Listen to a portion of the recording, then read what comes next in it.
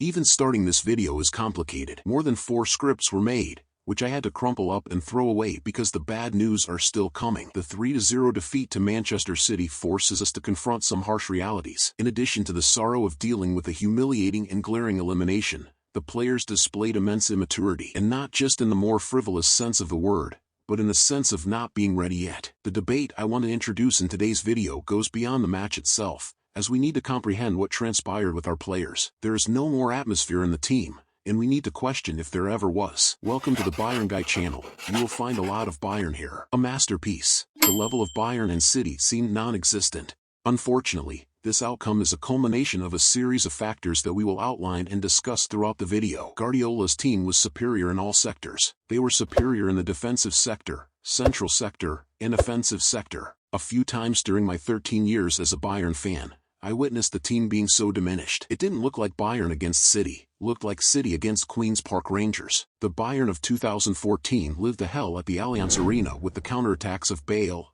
Di Maria, and Cristiano. There were also the header storms of Sergio Ramos. Until then, that had been the worst defeat that had humiliated me the most as a fan. In 2015, Bayern had a game against the Barcelona of the MSN trio, but nothing compared to what Haaland, De Bruyne, Grealish, and Bernardo Silva did. Hodri, who in 2019 was considered to become a Bavarian player, opened the scoring with a spectacular shot. But before that, Bayern was showing clear signs that they were not focused on the game. After the score was opened, Bayern tried to react, but they were too afraid. Musiala made mistakes in decision-making. Kimmich had no one to pass the ball to and kept trying to make long passes that were not accurate. Coman was swallowed up by Nathan Ake, and Gnabry was apathetic and unresponsive. In the second half, the posture was different, although Bayern was still trembling. And then comes the moment when Upamecano, a defender who was undoubtedly the top 5 center-back of the season, makes a mistake that throws the season in the trash. He makes a bad decision, loses the ball, and sees a beautiful cross from Haaland stop at Bernardo Silva's head.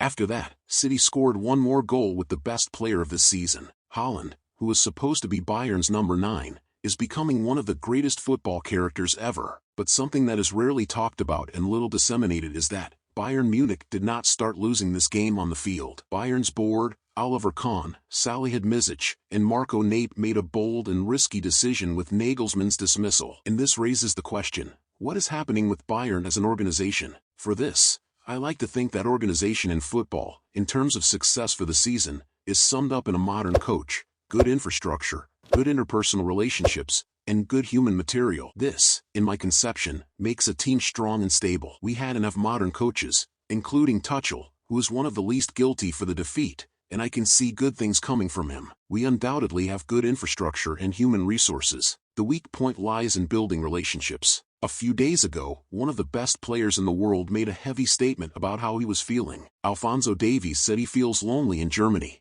Life as a professional player is great, no doubt, to relax and enjoy life. But after training, there's nothing to do. For me, since I don't have family and my girlfriend doesn't live with me, I'm alone. I probably have 5 friends. I'm a popular loser. How can the 3-time Bundesliga champion, Champions League winner, Canada's best player, and undoubtedly one of the world's best fullbacks says he's a popular loser? Guys, I have to say, the problem seems to be much deeper than it appears. The club has to talk with Alphonso and provide him psychological support. He's only 22 years old. The problem is that this reinforces the idea that Bayern is one of the most toxic and harmful environments in last years. Just look at how many important players have left Bayern not long ago. We have a constant turnover of coaches, and our players seem to have problem after problem dealing with the pressure of being a Bayern player. And as if the lack of confidence, chaotic environment, and players having psychological problems weren't enough, we now have a case of aggression. Leroy Sané, a player I have a lot of criticism for and who is far below expectations, was attacked by Sadio Mané after the loss to Manchester City. Mané, you know, that nice guy who builds hospitals, tries to portray an image of humility.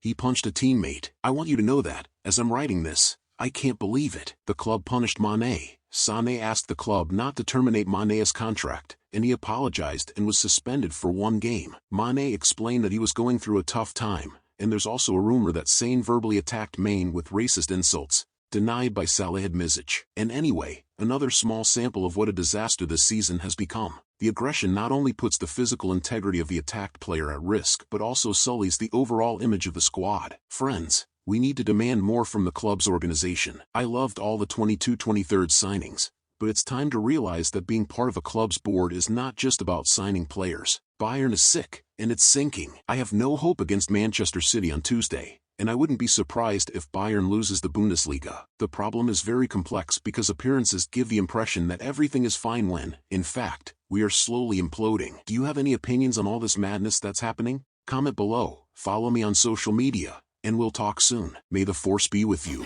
From your always friend, Bayern Guy.